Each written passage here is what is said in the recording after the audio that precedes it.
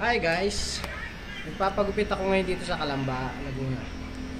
Kung makikilala niya, ayan si Anthony X1 TV. Good morning!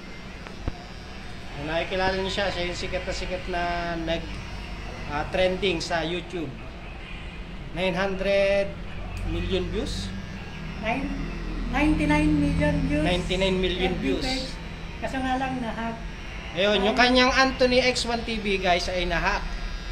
Sa ngayon, nare-retrieve niya. Ang problema naman, paulit-ulit na hinahack pa rin ng mga hackers.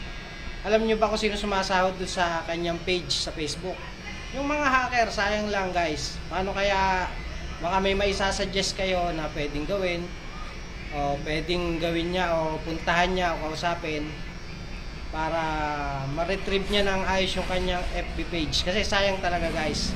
Almost 200,000 followers ang nandun. Sayang. Alam nyo ba guys, kaya tumigil to guys dahil sa na-aksidente daw siya guys. Ayun mga guys, ito ako ngayon, isang barbero at kaya pamatay na. Kaya tumigil ako sa pag-upload ng video para nawala ako ng